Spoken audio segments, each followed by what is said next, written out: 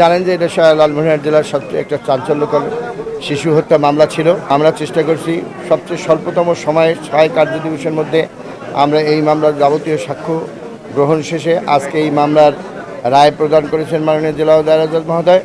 আমরা এই রায়ে সন্তুষ্ট। তার মধ্যে 1 নম্বর আসামি যিনি যিনি হত্যা করেছেন বিধানচন্দ্রকে মাননীয় আদালত তাকে এই 302 ধারায় ফাঁসির আদেশ প্রদান করেছেন। যতক্ষণ তার মৃত্যু হবে না ফাঁসিতে ঝুলিয়ে তাকে মৃত্যুর আদেশ দিয়েছেন। এছাড়াও তিনি কনসিল করেছিলেন লাশ এবং ওই স্বর্ণের দুল কেটে নিয়েছে, তার জন্য 404 ধারায় তাকে আরও 5 বছর সশ্রম কারাদণ্ড দেওয়া হয়েছে।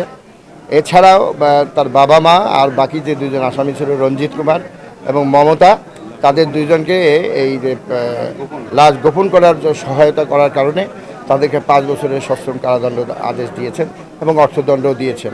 আমরা এইটাতে আমরা একজন খুব গরিব অসহায় শিশু হত্যা মামলার বাবা মাকে আমরা ন্যায় বিচার দিতে পেরেছি বলে আমরা মনে করি এবং এটা সমাজে একটা দৃষ্টান্ত স্থাপন করবে যে স্বল্পতম সময়ে আমরা এ ধরনের একটা চাঞ্চল্যকর মামলার রায় প্রদান করতে সক্ষম হয়েছি।